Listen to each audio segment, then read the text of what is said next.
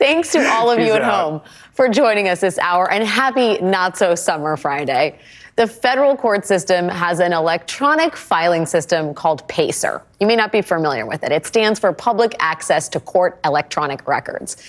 PACER is a nifty tool for attorneys to upload filings for cases and for the public to access the filing system. And today at noon, PACER crashed because shortly after noon Eastern, we got this. All 38 pages of it, including cover sheets and exhibits. The highly anticipated FBI affidavit that supported the government's application to execute a search warrant on Mar-a-Lago. And it's highly unusual that we're getting to see it, even a redacted copy of it, while this investigation is still ongoing. This document, in its completely unredacted form, is what convinced a federal judge in Florida to sign off on the search warrant at Trump's club 2.5 weeks ago. More than half of those 38 pages are redacted, either whole or in part. But despite that, we learned quite a bit from it. Here we go. Page 1, quote, "The government is conducting a criminal investigation concerning the improper removal and storage of classified information in unauthorized spaces, as well as the unlawful concealment or removal of government records." On January 18th, 2022, the National Archives received from the office of former President Donald J. Trump 15 boxes of records. I just want to pause here for a second. Remember, this was a document that was written before the search warrant that was executed on August 8th. So it is sort of stunning to see just how much evidence the government had on hand to support probable cause that even more classified documents remained at Trump's Palm Beach estate. Here's the FBI describing what exactly was in those 15 boxes that were retrieved in January of this year. For those of you at home following at home, we're talking about paragraph 47, page 17. From May 16th through May 18th of 2022, FBI agents conducted a preliminary review of the 15 boxes provided to the National Archives and identified documents with classification markings in 14 of the 15 boxes. A preliminary triage of the documents with classification markings revealed the following approximate numbers: 184 unique documents bearing classification markings, including 67 documents marked as confidential, 92 documents marked as secret, and 25 documents marked as top secret.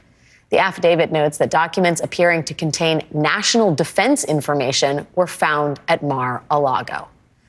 184 classified documents, including top secret and national defense information, found at the former president's home, roughly 1,000 miles away from the White House, roughly a year after he left office, if you can call what he did leaving office. It's weird. Quote, "Further, there is probable cause to believe that additional documents that contain classified national defense information currently remain at the premises." And then this, "There is also probable cause to believe that evidence of obstruction will be found at the premises," which is pretty striking to see in black and white. The DOJ believed that additional classified documents, including highly sensitive ones, remained at Mar-a-Lago. Note, they were right. And that evidence of obstruction could be found down there at the beach club. We also learned that the National Archives went through multiple efforts to retrieve the documents before January of 2022. Quote, "On or about May 6, 2021, the National Archives made a request for the missing records and continued to make requests until approximately late December 2021. It's a long time. That's followed by paragraph upon paragraph of redactions. Contrary to what the former president would like you to believe, the government made multiple requests to get those records back. And it took months just to get some of them in January of this year. There did not have to be a search warrant executed at Mar-a-Lago if only the 45th president would have just given the documents back. And by the way, he still won't say why he didn't do that or why he took them in the first place. In addition to the publicly filing the FBI affidavit, the Department of Justice also filed a public redacted version of the memo they submitted to the judge to accompany their redactions. And they dropped a bombshell in there. Quote, "The materials the government marked for redaction in the attached document must remain sealed to protect the safety and privacy of a significant number of civilian witnesses." The DOJ has a significant number of civilian witnesses. Yes, that's witnesses, plural, who aided them in this criminal investigation. Plus, they have 184 classified documents found before the August 8th search warrant at Mar-a-Lago. That search warrant, by the way, resulted in even more documents being seized. And the federal government believed evidence of obstruction would be found at Trump's home, too. And there is so much to unpack here. So let us turn now to Bradley Moss, a national security attorney who has represented federal officials, members of the military, and defense contractors in security clearance proceedings. Mr. Moss, thanks for joining us tonight. Absolutely have. So let's first talk about this line in the memo that accompanied the redacted affidavit about a significant number of civilian witnesses. What does that mean? The privacy and the security of these witnesses has been paramount and indeed is cited as one of the main reasons for these heavy redactions. So what is a civilian witness in the context of all of this? Yeah, the way I interpreted that is the FBI has been conducting witnesses of various personnel who work at Mar-a-Lago, people tied to the Trump organization who either staffed him there at Mar-a-Lago or potentially were working out of the Trump organization in New York, but those who would have knowledge, understanding of how he was handling these boxes, who had access to the storage room, who, if anyone, had been going through the boxes. Mind you, as we've learned, they found all kinds of random things thrown into these boxes indicating people had already gone into them and thrown stuff in there and taken stuff out.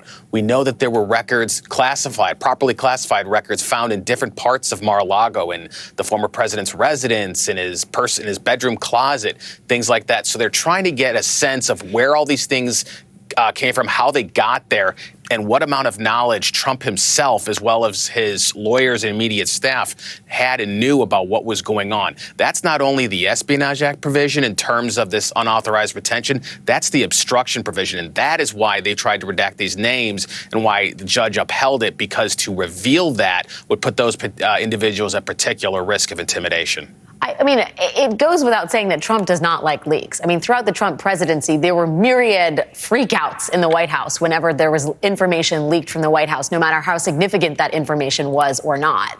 I mean, this is an ongoing investigation, and there's clearly some concern that witness intimidation could be at hand, or that witnesses could just get scared, chilled, as it is in the parlance of an investigation.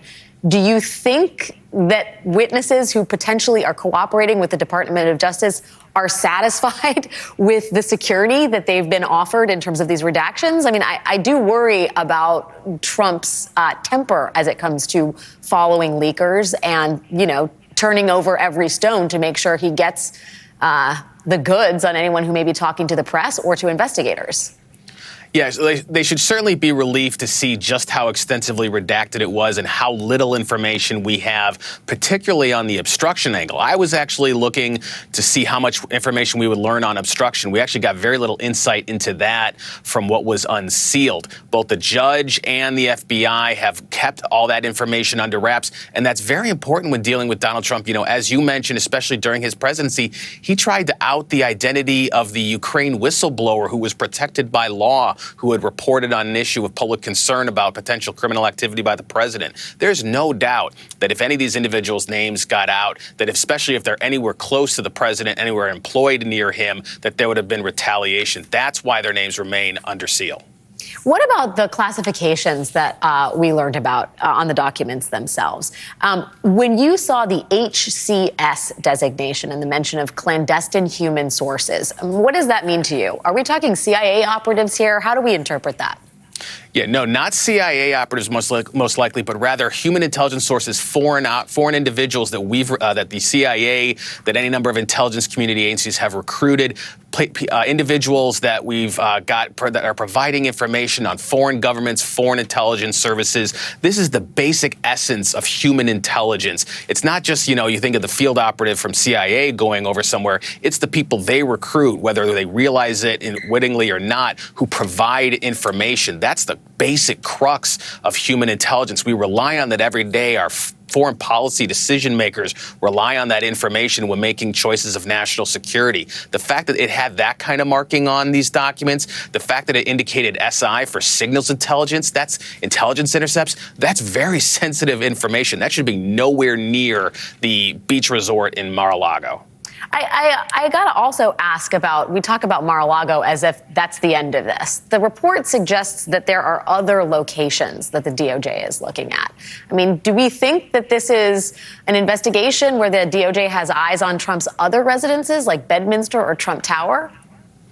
So we haven't seen any clear indication of that. I certainly haven't seen anything that makes that very obvious. My understanding, my guess from what we've learned so far is that this was limited to Mar-a-Lago because this is where Trump basically decamped after leaving the White House. He threw everything in boxes, left the White House after the January 6th debacle and Joe Biden becoming president, and just threw the boxes into the basement at first. Then he spent months slowly going through it and deciding what he was or wasn't going to turn over to the National Archives. I don't see any indication yet that any of these records that are of concern are at any of his other resorts or properties. You seem pretty final in your judgment about what's going to happen here. I know you have a piece in the Daily Beast today. The headline, "It's over, Trump will be indicted." You seem quite certain there. Can you talk a little bit more about that? Sure, and I'll caveat that with it is very much my personal opinion and only my personal opinion, just based off my professional expertise and experience. It's nobody else's opinion. My view is that from the information we've seen, specifically what was made clear in the unsealed, redacted part of this affidavit, is that we know Trump had unauthorized retention and possession of national defense information. He was told not once but twice that he was not permitted to retain that at Mar-a-Lago. He continued to possess it despite efforts to recover it. And then finally, when the FBI came out there in June, he and his lawyers swore there was no other information. He continued to actually have it despite that sworn affidavit. That is not only violation of the Espionage Act, that's Section 793E, but that is also potential obstruction provisions in terms of concealing that from the U.S. government. In my view, that is enough. That is sufficient to bring an indictment, and certainly enough to get a conviction. Whether or not the government will take that path is ultimately in its discretion. I believe it can and should do so. Bradley Moss, national security attorney, really appreciate your time tonight. Thanks for joining me. Anytime, Alex. Joining us now is Luke Broadwater, a reporter for the New York Times who has been covering the search at Mar-a-Lago. He has a new piece out tonight. The headline reads, "Inside the 20-month fight to get Trump to return presidential material." Luke, thank you for making time to be here with me this evening after deadline. Thanks for having me.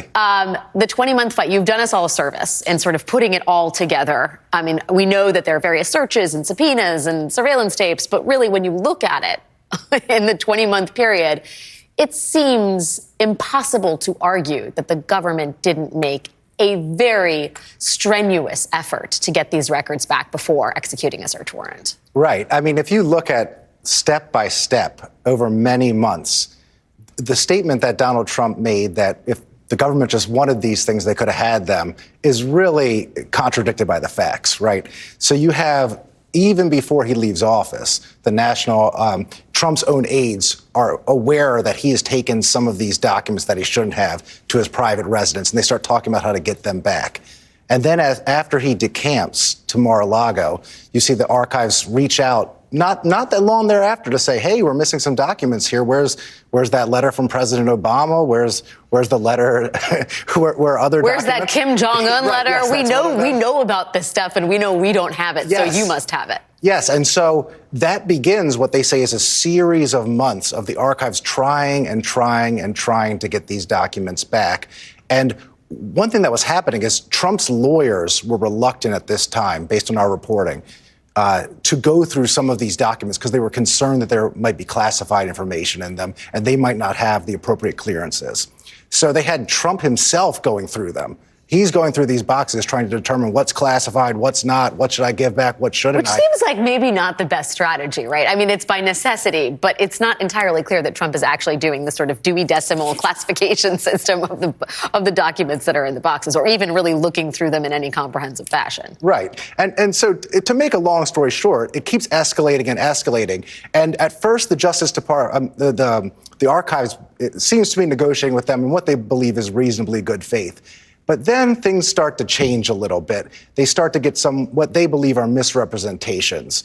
You know, there's this signed statement where some of Trump's lawyers indicate everything has been returned, all the classified information, and that turns out not to be true. They start to interview some personal aides to Donald Trump. They subpoena surveillance tape, and they see people removing boxes from the storage area before Justice Department comes to visit. And there becomes sort of I would say, a break in good faith that they believe is going on. And that's when I think you see they feel they have no other choice but to go escalate for the search warrant. Yeah. What shocks me in reading your timeline is not just the petulance of refusing to hand over the documents, but the brazenness of repeatedly lying to the National Archives and the Department of Justice. I mean, here in January, he's like, here's 15 boxes. That's all there is. They come back down in June, and he's like, also this mug. That's it. We're done. And still, of course they come back because it isn't all, but he's intent on subterfuge the entire time. Apparently, I mean, it's as if he doesn't truly understand the gravity of this, which leads me to ask you a question you probably don't know the answer of, but could he still have more down at Mar-a-Lago? Because it appears that the only things they know to look for are the things they saw on the surveillance tape from June. Right. They've gotten that stuff, we think, because they were admitted entry into those storage rooms. But in theory, a person who's lied 3 times to the powers that be could be lying again. Sure. I mean, they did an extensive search, multiple hours there. But could there be something hidden in some nook or cranny that they don't know about? You raised earlier, could there be something at some other property? Given the way that Donald Trump handled classified documents, almost anything is possible. Obviously he was known to rip them up. My colleague Maggie Haberman reported that he was allegedly putting some in toilets or flushing them. Yes. So, the idea that this is all there is and they've recovered everything, I think, is still an open question. Let's just talk for a moment about Trump's reaction, which has been to basically throw any sort of criticism back in the face of the DOJ. Do you get the sense that he feels like the walls are closing in at all? Well, I don't know. He in some ways he seems to be relishing this fight. If you go based off his Truth Social posts, he's really ramping up the rhetoric. And even after they allegedly put out this statement that they were going to tamper things down, or they proffered that to the Justice Department, the rhetoric has just gone up and up. I think he may see this as a political winner for him somehow, and that the Republicans are rallying around him, and he wants to keep the tension up here. So, look, most people, I think, would stick their head in the sand during this and listen to the advice of their attorneys, but that has not been the way Donald Trump has reacted at all. And we're going to talk with you more about how Republicans are reacting and whether indeed they are rallying around him. But I'm going to give you a short break. Luke Broadwater from the New York Times. So stick around. We have more to talk to you about also other investigations swirling around the former president. But up next, the affidavit also says the DOJ had probable cause to think there was evidence of obstruction at Mar-a-Lago. And if so, that is a familiar charge laid against Donald Trump. Former federal prosecutor Barb McQuade joins us next. And later, new reporting today about a woman who literally talked her way into Mar-a-Lago and how that demonstrates exactly how easy it is to get into that club. We'll be right back.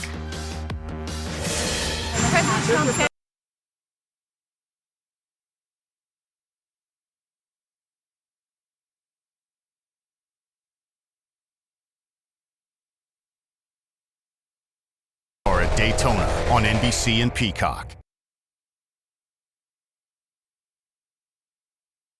Executing their search warrant at Mar-a-Lago on August 8th. We still do not have that footage. Trump and his people never did release it, at least not yet. There were reportedly concerns in Trump world that releasing that tape might show the sheer volume of materials that federal agents seized. But as of this afternoon, we do have the heavily redacted affidavit for the search warrant used to conduct that August 8th search. And on page 2 of the affidavit, you see this. The FBI laying out the reason they needed to check Mar-a-Lago after Trump turned over 15 boxes of documents in January. Quote, there is probable cause to believe that additional documents that contain classified national defense information remain at the premises. There is also probable cause to believe that evidence of obstruction will be found at the premises. Evidence of obstruction? What could that be? Well, number one, on June 3rd, after a visit from federal prosecutors, Trump's lawyers Christina Bobb and Evan Corcoran said, nothing to see here, folks. There is nothing to see here. Corcoran prepared a statement to the DOJ claiming that all the classified material had been returned, and Christina Bobb signed it, according to the New York Times, which cited two people familiar with that meeting. And then here's number two. The DOJ, unconvinced by Trump's lawyers, subpoenaed Mar-a-Lago surveillance tapes in late June, not the tape that Eric Trump was talking about. This was a surveillance tape from earlier, one that reportedly shows people moving boxes out of Mar-a-Lago and the storage room around the same time that the DOJ was asking if there were any more important documents down there at Mar-a-Lago. The tapes also reportedly show boxes being stuffed into different containers, again, around June 3rd, when Trump's lawyers were saying essentially, nothing doing, you have everything already. Of course, today we know that that is not true at all, and it matters. The Times reports, quote, that June 3rd statement, the one from the lawyers, that is, along with visuals from the surveillance camera footage of the property and witness interviews were said to be part of the concerns among investigators about obstruction. Joining us now is Barbara McQuade, former United States Attorney for the Eastern District of Michigan. Barb, thanks so much for joining us. Oh, glad to be with you, Alex. So let's talk about these sort of two elements as it pertains to obstruction. The first is the surveillance footage. How meaningful is that in the potential charge of obstruction? This notion that there were people moving material around Mar-a-Lago around the same time that the government was asking, hey, do we have everything down there? Yeah, you know, what's interesting about the charge that is identified in the search warrant affidavit, it's a particular type of obstruction of justice. It's 18 U.S.C. section 1519, which specifically refers to concealing of documents. It's not like witness tampering or some of the other kinds of obstruction statutes. It's specifically concealing of documents. And so, as you just described, moving around some of these documents during a time when there has been a great deal of back and forth about what they have and what they don't have and what they need to return does suggest that there could be a suspicion or even probable cause that they are concealing some of the documents that the archives wants back. It's worth noting that the DOJ is seeking the Mar-a-Lago footage again. This time the footage, I believe it's either after the raid, but it's after that sort of initial tranche of surveillance footage from June 22nd, right? There's like a period of several weeks before the FBI searches Mar-a-Lago. And I believe the DOJ is looking for surveillance footage of that period, mostly the month of July. What does that tell you? Well, it does suggest they had to have some reason to know that there was something amiss that they wanted to see might have been revealed on that surveillance video. So what it says to me is perhaps there is a witness within Mar-a-Lago, one or more witnesses, who have indicated to them in witness interviews that people were going in and out of those rooms or moving some of those boxes. It's also noteworthy, Alex, that in the affidavit we saw today, they believe that they had probable cause to search not just the storage room, but also something known as the residential suite. I assume that's where Trump lives. Something called the Pine Room and something called the 45 office. And so it looks like from those words that those boxes were moved and scattered around other places in the residence. And so even if they had a padlock on the storage room, there's certainly grave concern about them being stored in other places in the residence. And so it seems like there must have been witnesses providing information so that they knew to look on this surveillance video. And perhaps it was the surveillance video that revealed some of the things that appeared in that search warrant affidavit. What about the letter signed by Trump's attorney, Christina Bobb, drafted by his other attorney, Evan Corcoran, saying effectively nothing to see here, folks? This was a letter sent to the DOJ in June. How concerning is that when you're looking at an obstruction charge? Well, rule number one for aspiring lawyers, if Mr. Corcoran writes the draft, maybe Mr. Corcoran should be the one who signs it and not another lawyer, Christina Bobb. If those lawyers believed that that was true because Donald Trump or someone else told them it was true, then perhaps they don't have any liability. If they knew that they were continuing to retain documents and representing in writing that all documents had been returned, they have a very serious problem of obstruction of justice, as we just discussed. That is a 20-year felony. Now, it could be that they were unwitting agents, that someone told them to make that representation. If that someone is Donald Trump, then he is also liable, or it could be liable for using them as unwitting agents to make his own statement. If he knew that that statement was going to be passed on to the Justice Department, then he could be guilty of that offense. The last thing I'll just bring up as we talk about his crackerjack defense team is the fact that today was the deadline, I believe. The legal team representing Donald Trump, today was the last day they had to file their papers requesting a special master, a sort of independent third-party review of the materials seized in early August by the DOJ. And according to the Trump-appointed judge, they did it wrong. They did not file that request correctly. Do you have confidence in Donald Trump's legal representation at this juncture? Well, the document they filed on Monday was so amateurish. It was in the wrong court. It didn't allege a cause of action. They failed to provide service. They didn't explain why it was unrelated to another case. And so, no, that is some very shoddy lawyering. But it seems that he's having a difficult time finding someone to represent him who may be able to handle this in a more professional manner. The understatement of the year. Barbara McQuade, former U.S. Attorney for the Eastern District of Michigan. Thank you for your time and expertise this evening. Thanks, Alex. Coming up, a jaw-dropping story of an alleged fraudster using a fake identity to get into President Trump's inner circle and into Mar-a-Lago. And signs of big things happening in the January 6th investigation. Mar-a-Lago may have stolen the spotlight for now, but that investigation looks like is making big moves. Stick with us.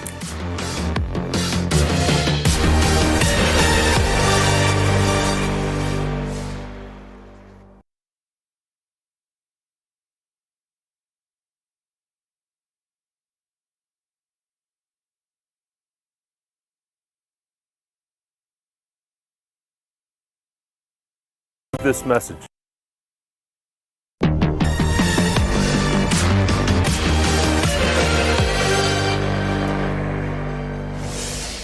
What I'm about to show you is a photo of billionaire heiress Inna Rothschild posing with former President Donald Trump and South Carolina Senator Lindsey Graham at President Trump's golf club in Miami, Trump International Golf Club. The day before, a Trump supporter had brought Rothschild as a guest to Trump's other Miami club, Mar-a-Lago. She used her family name and her charm and the prospect of big potential business deals to not only get invited to that day of golfing, but to come back to Mar-a-Lago later that night, where she was invited to dine with Trump world luminaries, including Donald Trump Jr.'s fiancée, Kimberly Guilfoyle. It's not exactly the most sensational situation you've ever heard of, right? There's just one problem. There is no Inna Rothschild. The Pittsburgh Post-Gazette and the Organized Crime and Corruption Reporting Project have done incredible investigative work tracking how this woman, a Ukrainian immigrant named Inna Yashchyshyn, allegedly pretended to be an heir to the famous Rothschild banking family in order to sneak her way into Trump's inner circle. This reporting has not been independently verified by NBC News, and the woman in question denies all of this. She claims she's being framed by a former business associate. But 4 guests who spoke with the Pittsburgh Post-Gazette say that Miss Yashchyshyn repeatedly told people at Mar-a-Lago that she was a Rothschild. And according to one of those guests, everyone was eating it up. Obviously, in light of the FBI investigation into the classified and top secret documents President Trump brought with him to Mar-a-Lago, the idea that anyone with a fake identity had access to this club is concerning. But I think it's really worth underlining just how nuts it is that this particular lie worked. I mean, there has been extensive reporting done on the Rothschild family and the heirs to that fortune. They're one of the most famous families in the world.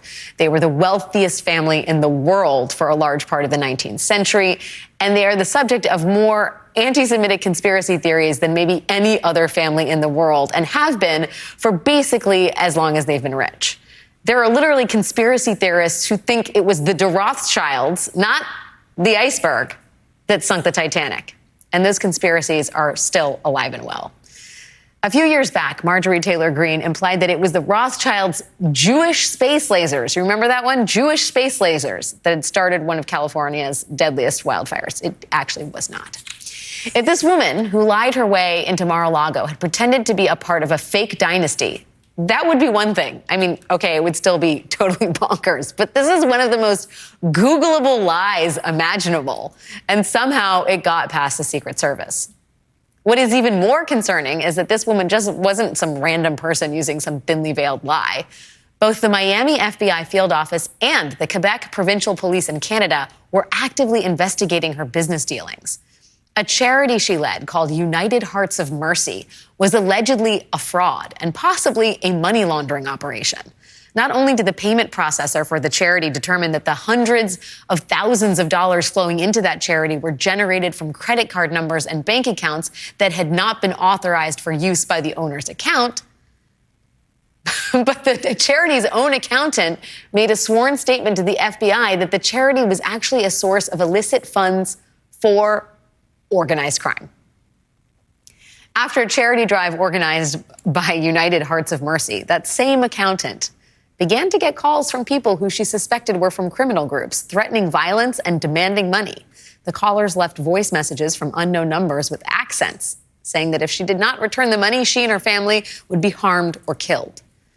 The Pittsburgh Post-Gazette adds that even though the charity was supposed to disclose its revenues to the public because of the amount of funds it took in, it failed to do so.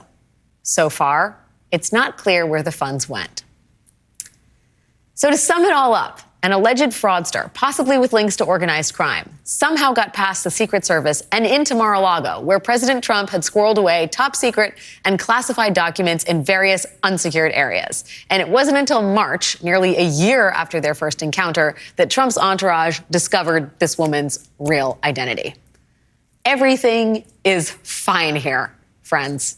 I am sure that she was the only person to pull a trick like this and that no one got anywhere close to anything they shouldn't have.